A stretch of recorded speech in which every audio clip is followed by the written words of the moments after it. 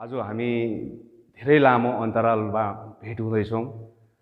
मलाई जहाँसम्म थाहा छ हामी मार्चसम्म क्लासमा सँगै यसरी पढ्दै थियौँ र यो जुन चाहिँ हैजाको कारण, जुन चाहिँ यो रोगको कारणले गर्दाखेरि कारणवश हामीले क्लासहरू गर्न सकेनौँ।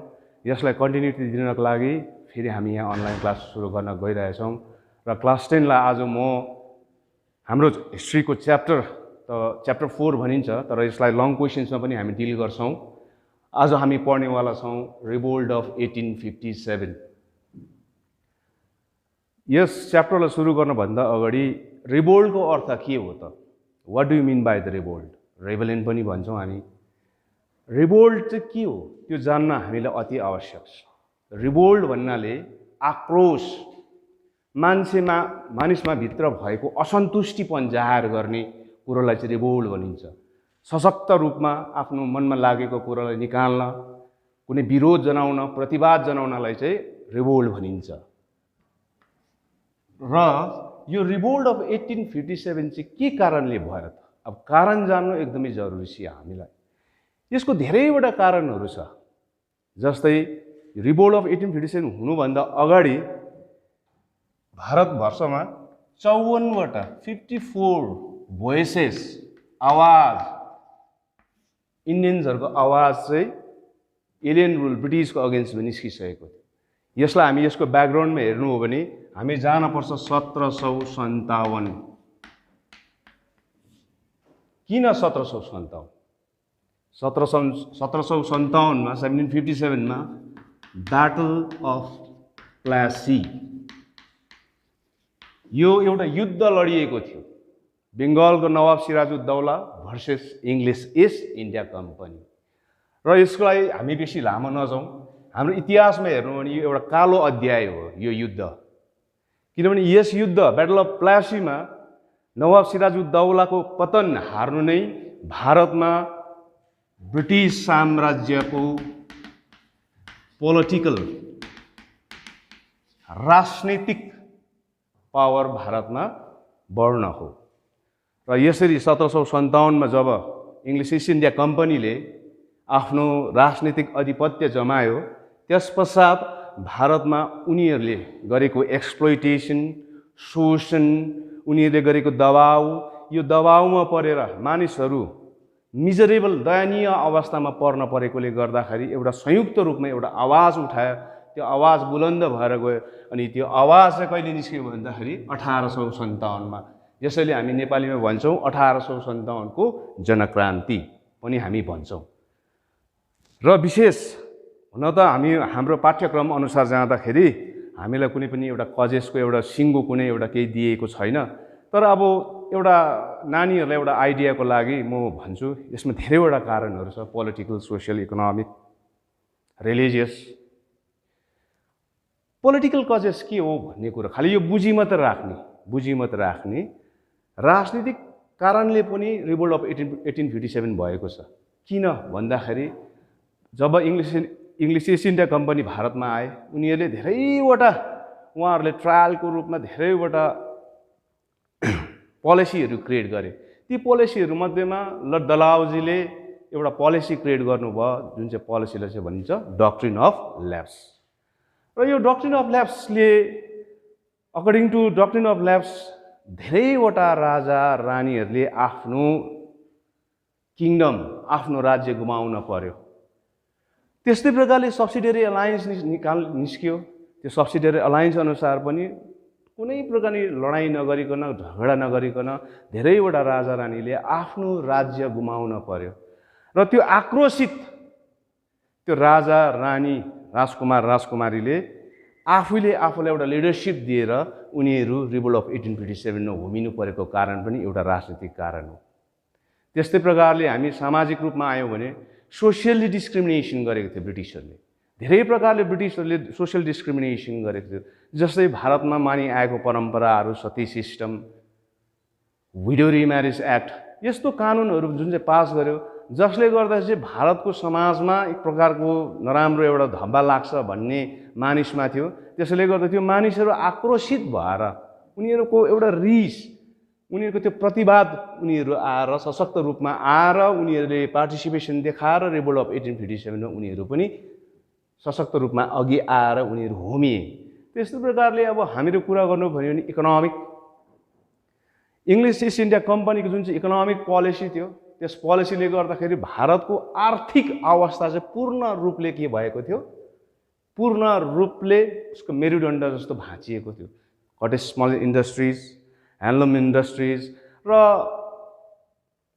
त्यो इन्डस्ट्रिजमा काम गर्ने हजारौँ लाखौँ आर्टिजन्सहरू चाहिँ अनइम्प्लोइमेन्ट भयो। अनि उनीहरू अनइम्प्लोइमेन्ट भएकोले गर्दा उनीहरूमा पनि एक प्रकारको आक्रोश, रिस, असन्तुष्टिपन, डिसस्याटिस्फ्याक्सन थियो। अनि उनीहरू पनि they actively participate in revolt of 1857। त्यस्तै प्रकारले अब रिलिजियसली हेर्नु हो भने, रिलिजियस कजेस हेर्नु हो भने भारतमा इङ्ग्लिस इस्ट इन्डिया कम्पनी सँगसँगै धेरैवटा मिसनरिजहरू, क्रिस्चियन मिसनरिजहरू आए। अनि उनीहरूले लोभ देखाएर, लालच देखाएर हुन्छ कि कस्तो प्रकारले हुन्छ, र by forcefully they started to convert Hindu people into Christianity. अब यसमा चाहिँ के भयो भन्दा जुन चाहिँ कन्जर्भेटिभ पिपलहरू थियो, जुन चाहिँ कन्जर्भेटिभ पुरानो विचार भएको मानिसहरू चाहिँ उनीहरूको सेन्टिमेन्ट्स, उनीहरूको इमोसन्समा लागे। अनि त्यसले गर्दा उनीहरू पनि हर्ट भयो, दे बिकेम हर्ट, उनीहरूलाई पनि मनमा लागेको थियो। अनि they actively participate in revolt of 1857। हुनु त यो पाठ्यक्रममा छैन, जानिराखेको छौँ भने चाहिँ नानी हो तिमीहरूलाई नै सजिलो हुन्छ। र अब बेस कुरामा आउँ, अब कसरी चाहिँ सुरु भयो भन्ने कुरा गर्दाखेरि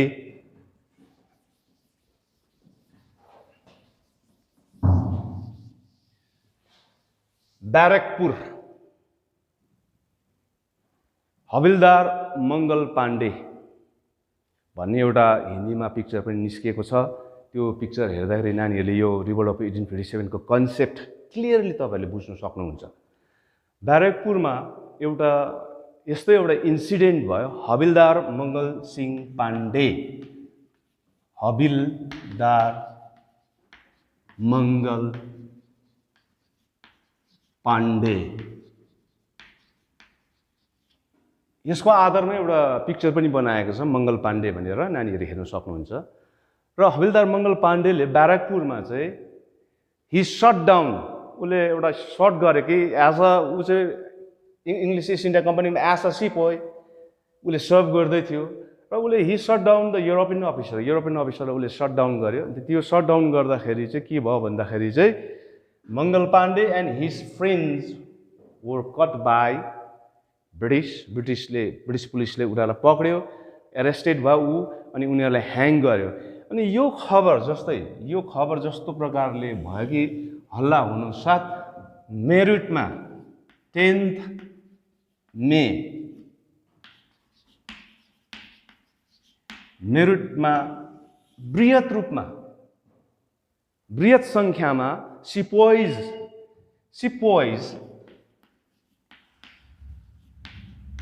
भन्नाले चाहिँ को, यो कुरा हामीलाई बुझ्नु जरुरी छ। सिपोइज भने चाहिँ ती इन्डियन्सहरू हो जो चाहिँ under English East India company as a army, as a British army उनीहरूले काम गर्थ्यो। अनि दे वर नोन एज सिपोइज, उनीहरूलाई सिपोइज भनेर चिनिन्छ।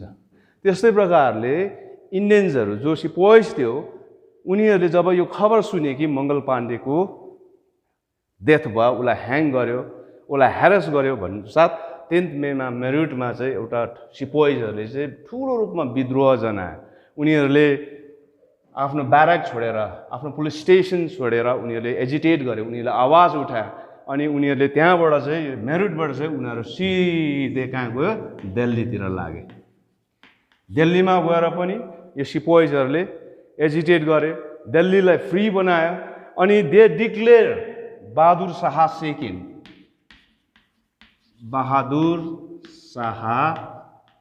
सेकेन्डलाई चाहिँ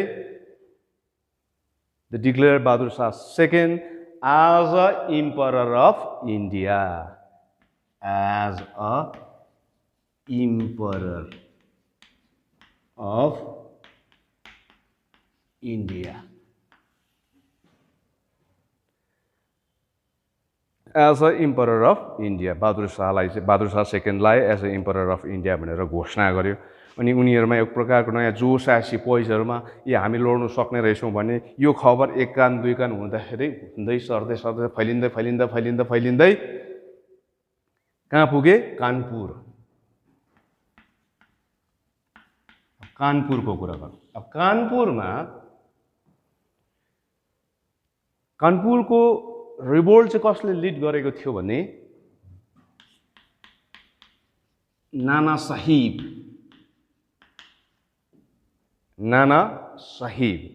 र Nana Sahib was assisted by his military general Tantia Tope.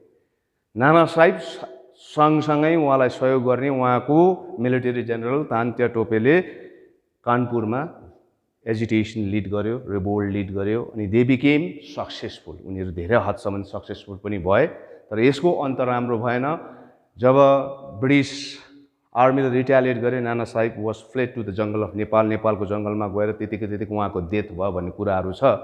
यसो यो कुरालाई निकै गहनमा नगएर हामी टु द पोइन्ट आउँ। कानपुरमा पनि यसरी नै रिभोल्ट भए। यो रिभोल्ट चाहिँ लिड गर्नुभएको थियो कसले? नाना साहिब अनि हिज एसोसिएट तान्तिया टोपे। अब आउँ थर्डमा, झाँसी।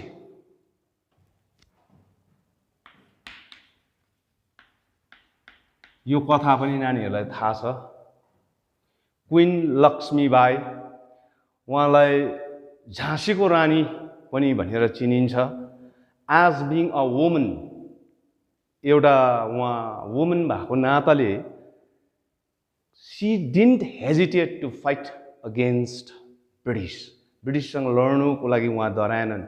दुध खाने नानी आफ्नो आङमा बोकेर she fought and she shows her heroic performance. उहाँको वीरता वीरङ्गनाको कथाहरू चाहिँ इतिहासमा यसरी कोरिन्छ।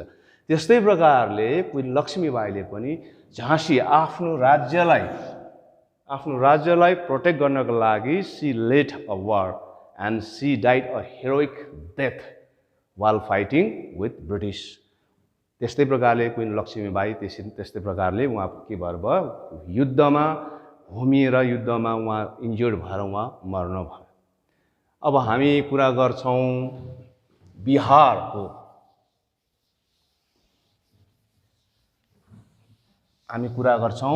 Bihar.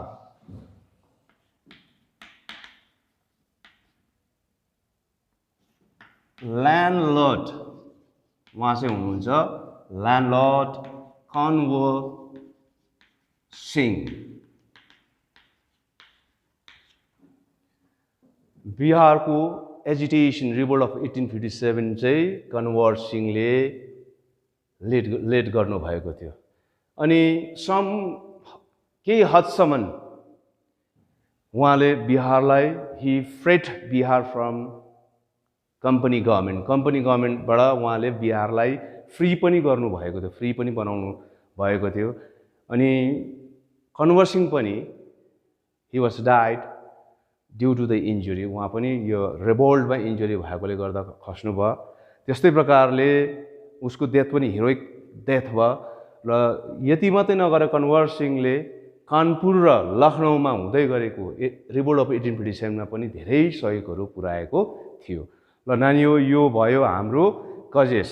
This are the centres: Meerut, Delhi, Lucknow, Kanpur, झाँसी, बिहार एन्ड अदर प्लेसेस जो चाहिँ मैले मेन्सन गरिनँ। तिमीहरूलाई यो सजिलो हुन्छ होला भनेर यति 5-6वटा नाम याद गर्नको लागि। अनि प्राय यो नर्थ इन्डियामा प्राय सबै जग्गामा चाहिँ आन्दोलन यो रिभोल्टको यो जनक्रान्ति चाहिँ फैलिरहेको थियो। र फैलिँदाखेरि धेरै प्रकार, मेरठमा आफ्नै प्रकारको भयो, दिल्लीमा बहादुर शाहले आफ्नै प्रकारले गरे, कानपुरमा तान्तिया टोपे नाना साहिबले आफ्नै प्रकारले गर्नुभयो, झाँसीमा क्वीन लक्ष्मीबाईले आफ्नै प्रकारले गर्नुभयो, बिहारमा कन्वर सिंहले आफै गर्नुभयो। तर एज अ रिजल्ट अन्तमा गएर चाहिँ के भयो भन्दाखेरि चाहिँ 20 September 3rd week,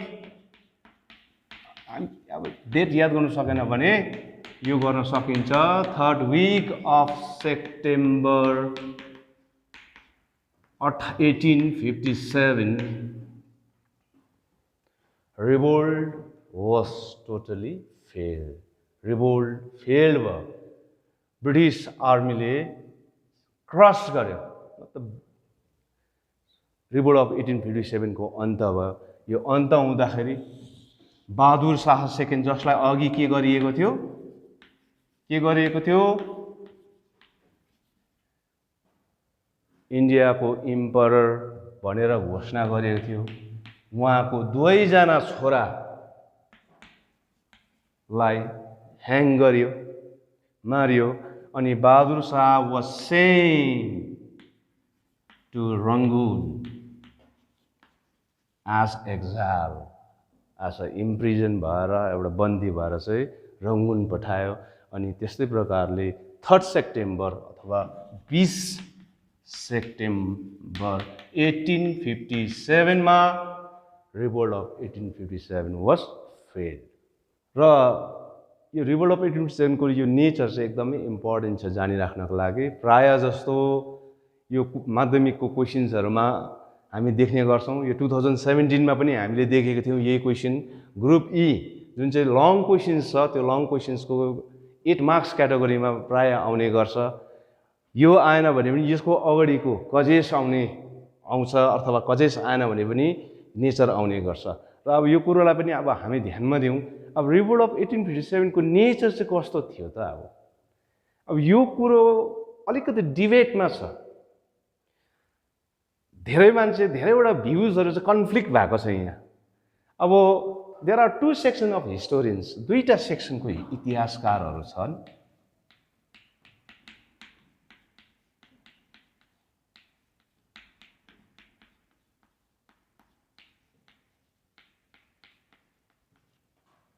to section of history,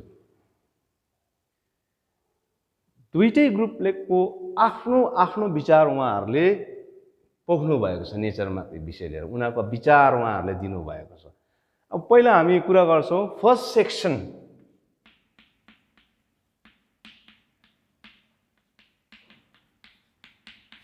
of historian. उहाँहरूले रिभोल्ट अफ 1857 लाई कस्तो प्रकारले उहाँहरूले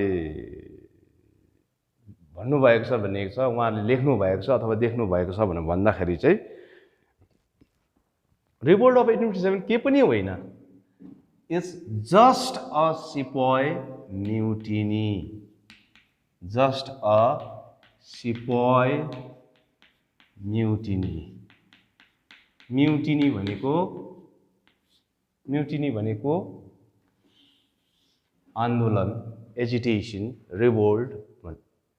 उहाँहरूको भनाइ अनुसार चाहिँ रिभोल्ट अफ 1857 चाहिँ के पनि होइन, यो चाहिँ खाली सिम्पल जस्ट अ सिपाही म्युटिनी मात्रै हो। किनभने त्यो सिपाहीहरु चाहिँ खुसी थिएनन् इंग्लिश ईस्ट इन्डिया कम्पनीसँग। के कारणले गर्दाखेरि भन्दाखेरि उनीहरूको आफ्नो खानापिना राम्रो थिएन, उहाँहरूको स्यालेरी राम्रो थिएन, हाम्रो स्यालेरी राम्रो थिएन, हामीलाई पोस्ट राम्रो दिएन भन्ने उहाँहरूको पर्सनल, उनीहरूको आफ्नो ग्रजेस थियो, उहाँहरूको पर्सनल आफ्नो रिस आवेश त्यति पोखेको मात्रै हो। त्यसले गर्दाखेरि रिभोल्ट अफ 1857 के पनि होइन, यसले के पनि गर्न सकेनन् ब्रिटिस एडमिनिस्ट्रेसनलाई। अनि उनीहरूको भनाइ अनुसार यो अरु केही होइन, इट्स जस्ट अ सिपाही म्युटिनी भनेर चाहिँ उहाँहरूले भन्नुभएको छ। अब यसैमा हामी कुरा गरौँ Pandit Jawaharlal Nehru.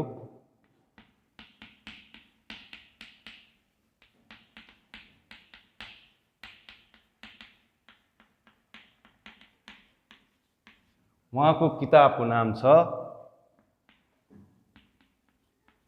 Discovery of India. Discovery of India यो चाहिँ पण्डित जवाहरलाल नेहरूले लेख्नु भएको किताब हो, जसको किताबको नाम छ डिस्कभरी अफ इन्डिया। उहाँ पण्डित जवाहरलाल नेहरू स्वयंले रिभोल्ट अफ 1857 मा चाहिँ के भन्नुभएको छ भन्दाखेरि रिभोल्ट अफ 1857 चाहिँ सिपाही म्युटिनी पनि होइन, यो चाहिँ खाली यसले चाहिँ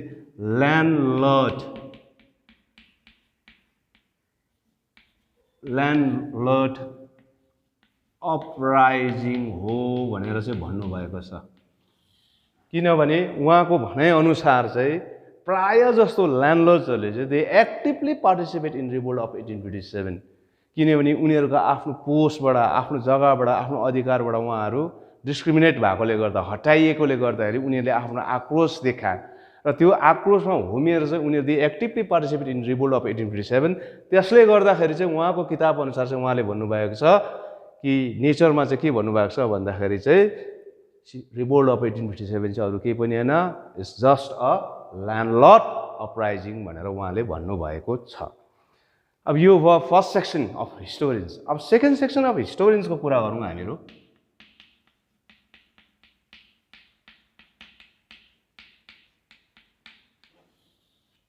प्रोफेसर भिडी सावरकर। प्रोफेसर भिडी सावरकर उहाँलाई हामी मोडर्न हिस्टोरियन्स पनि भन्न सक्छौँ। उहाँले चाहिँ के भन्नुभएको छ भन्दाखेरि revolt of 1857 is a first war of independence. First war of independence against the company government। Professor V सावरकरको छुट्टै छ उहाँको मत, उहाँको विचार अलगै छ। उहाँले भन्नुभएको छ कि रिभोल्ट अफ 1857 सिपाही म्युटिनी मात्र होइन, यसमा धेरै सेक्सनको मानिसहरूले पार्टिसिपेट गरेकोले गर्दाखेरि जस्तै पेजेन्ट्स, ल्यान्डलर्ड्स, प्रिन्स, प्रिन्सेस, किङ्स, सबै वर्गको सिपाही, सबै वर्गको मानिस आएकोले गर्दाखेरि चाहिँ हामी यसलाई सिपाही म्युटिनी मात्रै भन्न सक्दैन। त्यसले गर्दाखेरि चाहिँ revolt of 1857 was the first war of independence against the company government भनेर उहाँले भन्नुभएको छ।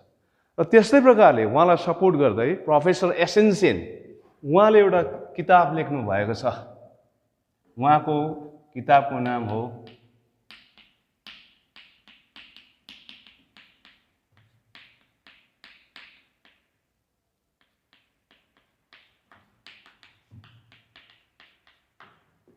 "1857"। उहाँले आफ्नो किताबमा भन्नुभएको छ नेसनल अपराइजिङ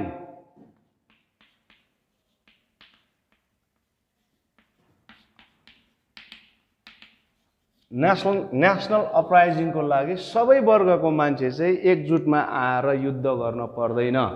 सबै वर्गको मान्छे एउटै प्लेटफर्ममा आएर सबै मान्छेहरू सबै आयो, त्यसलाई हामीहरू नेसनल क्यारेक्टर दिन सक्दैनौँ। किनभने for example only influential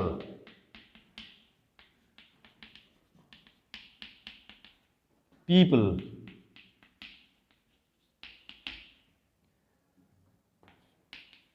joined in France and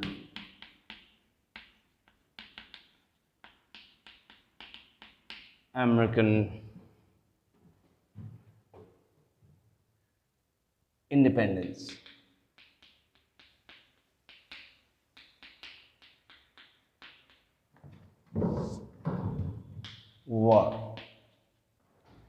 उहाँको भनाइअनुसार चाहिँ के भन्नुभएको छ भन्दाखेरि चाहिँ उहाँको किताब 1857 मा कुनै पनि आन्दोलनको चरित्रलाई हेर्दाखेरि, नेचरलाई हेर्दाखेरि चाहिँ नेसनल अपराइजिङ हुनको लागि चाहिँ सबै वर्गको मान्छे, सबै इन्फ्लुएन्शियल मान्छे, सबै वर्गको स्टुडेन्टदेखि लिएर सबै मान्छे जब एउटा प्लेटफर्ममा आउँछ त्यसलाई मात्रै नेसनल अपराइजिङ हो भन्नु सुहाउँदैन भन्नु चाहिँ उहाँले भन्नु चाहेको छ।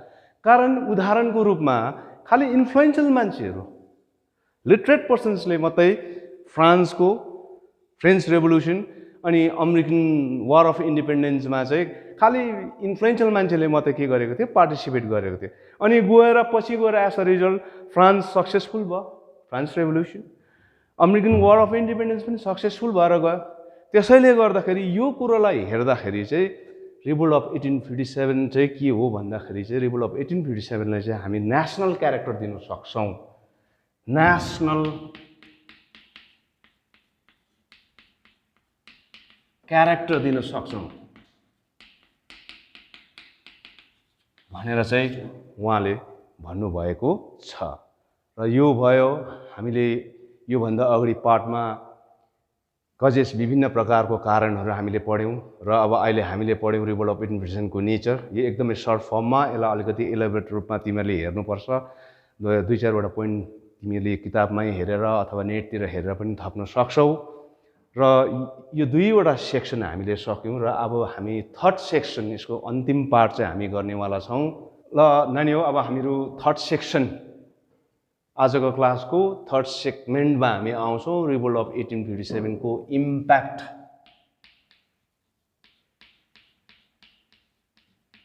Impact of the revolt.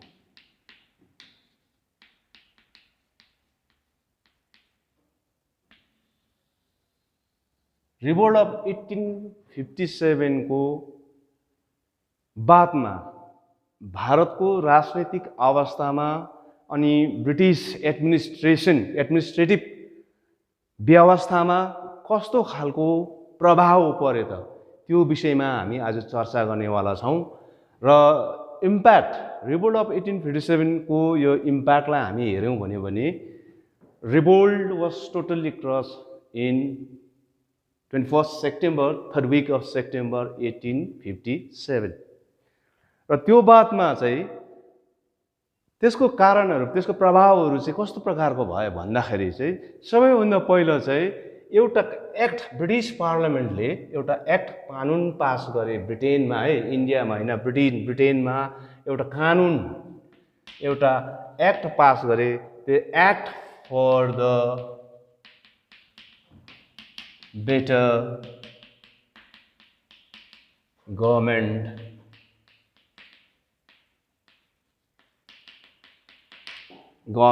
of India, government of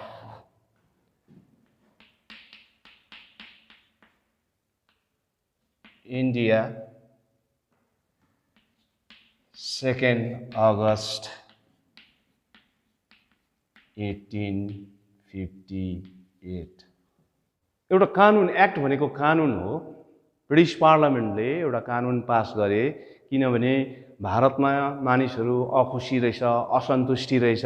त्यहाँको मानिसहरूले हाम्रो एडमिनिस्ट्रेसनमाथि आवाज उठाए, उहाँले विरोध जनाए। के हो त, के कारणले गर्दाखेरि यसलाई निर्कुल गर्दाखेरि, यसलाई हेर्दाखेरि के कारणले गर्दा हो, कस्तो प्रकारले गर्दा हो भन्ने कुराहरू उहाँहरू चर्चा परिचर्चा हुँदाखेरि ब्रिटिस पार्लियामेन्टमा एउटा कानुन पास गर्यो। त्यो कानुनलाई चाहिँ भनियो act for the better government of India, 2nd August 1858 मा यो कानुन पास गर्यो।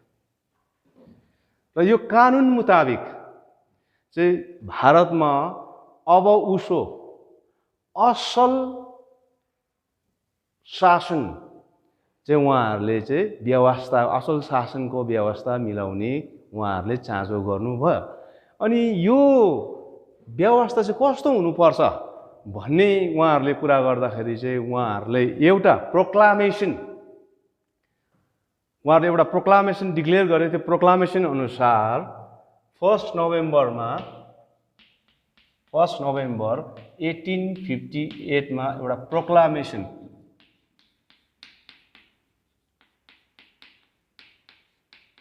डिक्लेयर गर्यो। त्यो प्रोक्लामेसनलाई चाहिँ भारतको इतिहासमा के भनेर जानिन्छ भन्दाखेरि पपुलरली नोन एज क्वीन्स प्रोक्लामेसन।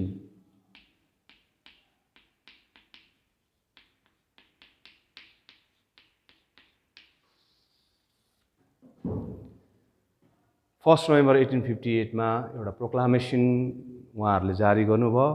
त्यो जारी अनुसार चाहिँ क्विन्स प्रोक्लामेसन डिक्लेयर गरे र क्विन्स प्रोक्लामेसनमा चाहिँ के कुराहरू थिए भन्दाखेरि सर्वप्रथम सबैभन्दा इन्ट्रेस्टिङ नानीहरूले जानिराख्ने कुरो बुझिराख्ने कुरो के हो भन्दाखेरि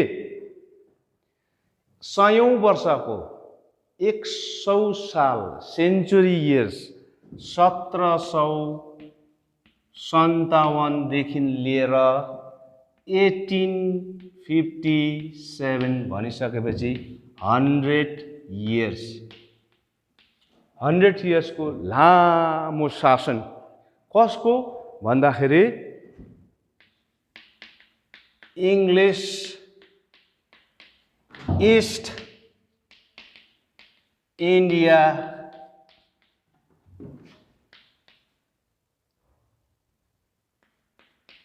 company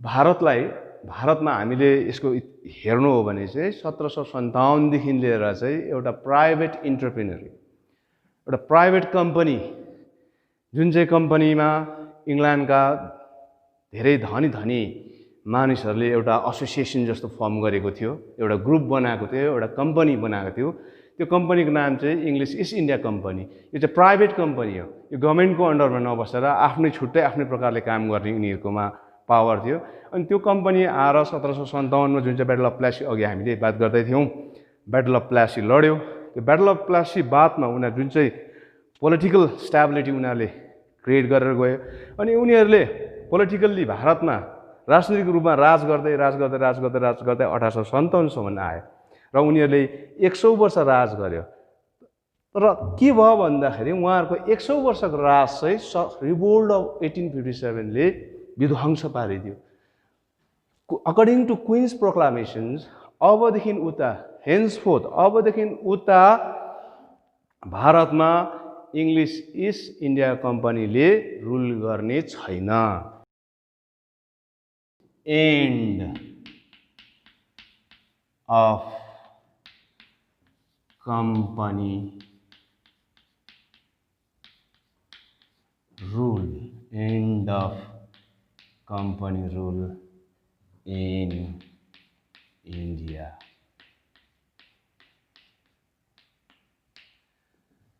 end of company rule in India अब इन्डियालाई कसले रुल गर्ने भन्दाखेरि चाहिँ अबदेखि उसो भारतमा चाहिँ Her Highness Paramountcy power, Her Highness Queen Victoria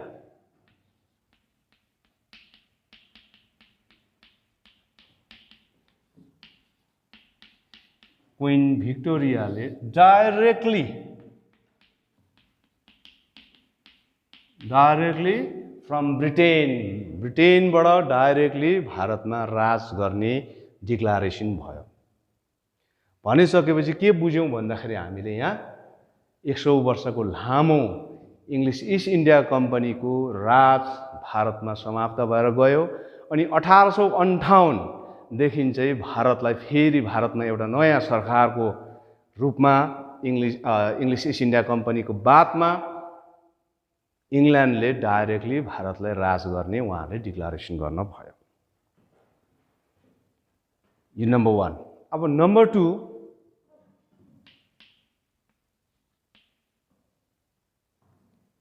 नयाँ post new creation of new post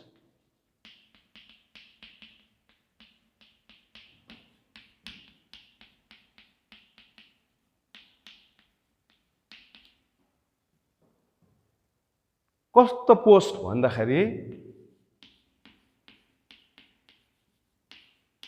वाइसरोय भन्ने एउटा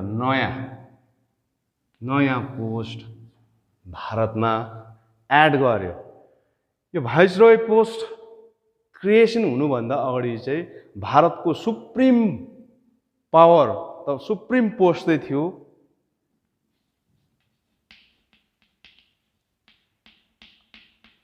गभर्नर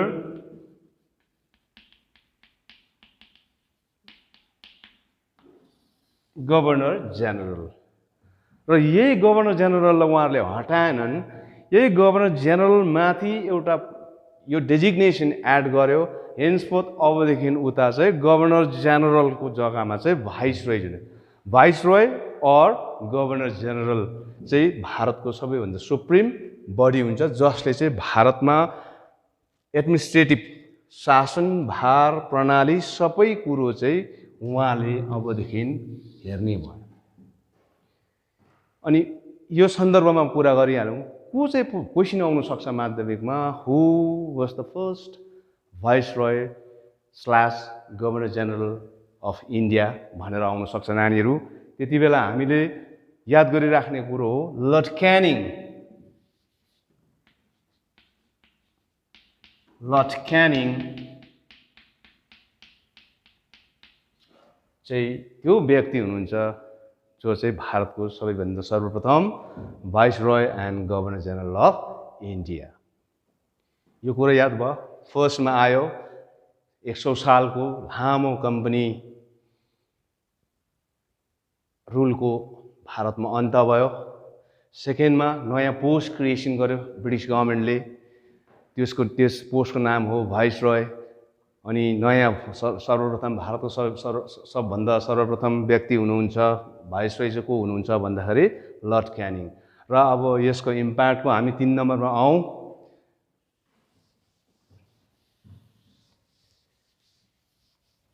अकर्डिङ टु क्वीन्स प्रोक्लामेसन के कुरा गरेको थियो भन्दाखेरि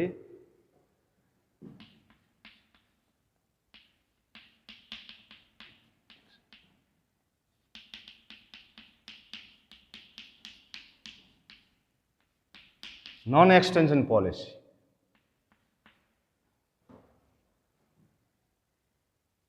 अबदेखि उता भारतमा भारतको कुनै पनि टेरिटोरी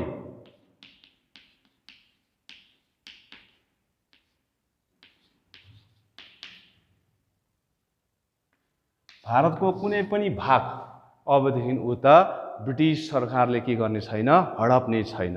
जसरी 1757 सम्म एक पछि अर्को, अर्को पछि अर्को, अर्को पछि अर्को, अर्को पछि अर्को गर्दै नर्थदेखि साउथ, इस्टदेखि वेस्टर्न सम्पूर्ण भारतभरि आफ्नो साम्राज्य नै ब्रिटिस गभर्मेन्टले फैलाइसकेको थियो। कोही बेला युद्ध गरेर, डाइरेक्टली युद्ध गरेर, जस्तै टिपु सुल्तानसँग डाइरेक्टली युद्ध गरेर, कोही बेला इन्डाइरेक्टली पनि, जस्तै applying subsidiary alliance, by applying doctrine of labs, त्यस्तो बेला डिरेक्टली अर इन्डाइरेक्टली गरेर प्राय भारतभरि उहाँहरूको आफ्नो साम्राज्य फैलाइसक्नु भएको थियो। तर अकर्डिङ टु क्वीन्स प्रोक्लामेसन एउटा त्यो अनुसार चाहिँ अबदेखि उता चाहिँ भारतको कुनै पनि भूभाग अथवा कुनै पनि राज्य ब्रिटिसले बाई फोर्सफुल्ली चाहिँ हडप्ने छैन भन्ने एउटा डिक्लारेसन भयो। त्यसको उदाहरण हामी गऱ्यौँ भने जस्तै काश्मीर, हैदराबादहरू जस्तो प्रकारले इन्डिपेन्डेन्टली बस्यो, त्यो एउटा उदाहरण हो नन एक्सटेन्सन पोलिसीको। अब लास्ट हामी कुरा गर्छौँ यस्तै प्रकारले नन इन्टरफियरेन्स।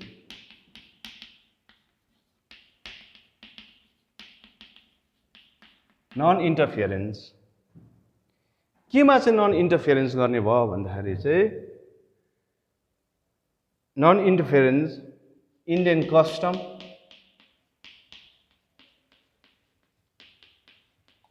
ट्रेडिसन भन्दा पनि भयो, एन्ड रिलिजन।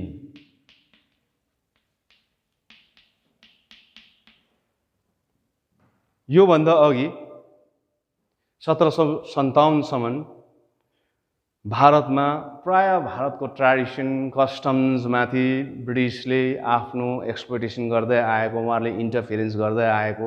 जस्तै भारतको परम्परा अनुसार चाइल्ड म्यारेज गर्ने, विडोहरूलाई त्यतिकै बस्नु दिने, त्यस्तै प्रकारले सती सिस्टम। अब यो चाहिँ भारतको एउटा परम्परा थियो, त्यसमा अब यो त नराम्रो हो, नराम्रो परम्परा, उहाँहरूले राम्रो काम गर्नुभएको। त्यस्तो प्रकारले त्यस्तो खालको जुन चाहिँ प्रथाहरू छ, ट्रेडिसनहरू छ, संस्कारहरू छ, त्यो संस्कारमा चाहिँ अबदेखि उता ब्रिटिस गभर्मेन्टले कुनै प्रकारको इन्टरफेरेन्स नगर्ने। अनि जुन चाहिँ धर्ममा छ, रिलिजियसली पनि उहाँहरूले कसैमाथि दबाउ नलगाउने कि उहाँहरू कुनै फोर्सफुल्ली कुनै रिलिजियस कन्भर्सन हुँदैन भनेर डिक्लारेसन भयो। यो भयो हाम्रो इम्प्याक्ट अफ रिभोल्ट। यो यसमा क्वीन्स प्रोक्लामेसनमा चाहिँ यो 1, 2, 3, 4 वटा बुँदाहरू आउँछ। र नानी हो आजको क्लास यतिमै अन्त हुन्छ। अनि हामी नेक्स्ट क्लासमा सायद यस्तै आन्दोलनहरू रिबेलियन लिएर सायद इन्डीको रिबेलियन हामी गर्नेवाला छौँ र त्यतिन्जेल नानीहरू सेफ बस्ने, घरमै बस्ने, बाहिर बेसी नघुम्ने, यस महामारीमा, यस हैजामा आफू पनि सेफ बस्ने अनि आफ्नो समाजलाई पनि सेफ राख्ने भन्ने म यहाँबाट निवेदन गर्छु नानीहरूलाई। धन्यवाद।